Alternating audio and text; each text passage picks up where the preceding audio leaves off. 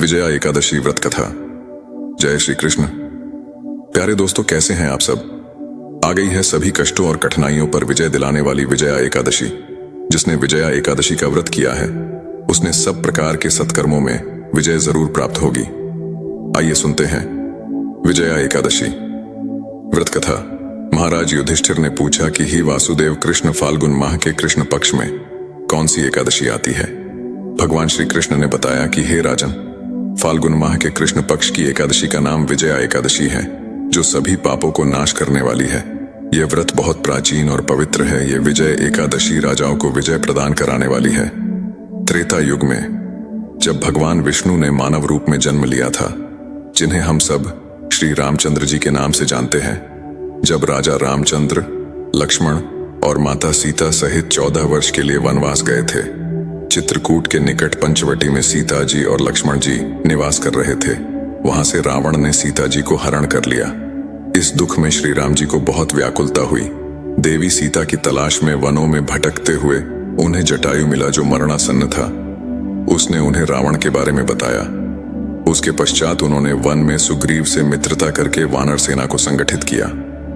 हनुमान जी श्री रामचंद्र जी की मुद्रा लेकर लंका गए और सीता जी की तलाश करके लौट आए। वहां से वापस लौटकर लंका कथन के पश्चात सुग्रीव से विचार विमर्श कर श्री रामचंद्र जी ने लंका जाने का निश्चय किया। किंतु लंका जाने से पहले उन्हें एक विशाल समुद्र को पार करना था। तब भगवान श्री रामचंद्र जी ने लक्ष्मण से कहा कि इस अथाह सागर में अनेक जीव जंतु हैं, इसे हम आसानी से कैसे पार करें, इसके लिए हमें उपाय खोजना चाहिए। उन्हें पता चला कि समुद्र के पास एक द्वीप है और उस द्वीप में एक मुनि का आश्रम है। हमें लंका पर विजय प्राप्त करने के लिए उनसे कुछ उपाय आशीर्वाद के स्वरूप में अवश्य लेना चाहिए, जिससे हम लंका में विजय प्राप्त कर सके। तब रामचंद्र जी मुनि के आश्रम में पहुंचे। मुनि ने बताया, फाल्गुन मास के कृष्ण पक्ष की विजया एकादशी के पालन से विजय प्राप्ति होती है। इसलिए राजन, इस व्रत को विधि विधान से पालन करिए। मुनि ने कहा, हे प्रभु राम, आप तो जगत के स्वामी हैं, आप सब कुछ कर सकते हैं। फिर भी यदि आप मेरे पास आए हैं तो मैं आपको अवश्य कहूंगा कि आप इस व्रत का पालन कीजिए। ऐसा करने से आपको अवश्य विजय प्राप्त होगी। मुनि के ऐसा कहने से प्रभु श्री रामचंद्र जी ने विजया एकादशी का व्रत किया। उस व्रत के प्रभाव से श्री रामचंद्र जी विजयी हुए।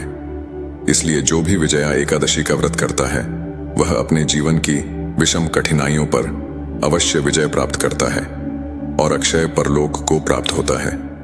दोस्तों, एकादशी व्रत करने की विधि और नियम, एकादशी का महत्व, द्वादशी के दिन व्रत पारण करने की विधि और एकादशी में क्या क्या खान पान कर सकते हैं, इन सब की जानकारी हमारे दूसरे वीडियोस में है, जिनकी लिंक नीचे डिस्क्रिप्शन में दे रहे हैं। आशा है आपको यह विजया एकादशी व्रत कथा सुन के आनंद आया होगा। कृपया इसे शेयर जरूर करें। खुश रहिए। जय श्री हरि विष्णु। जय श्री कृष्ण।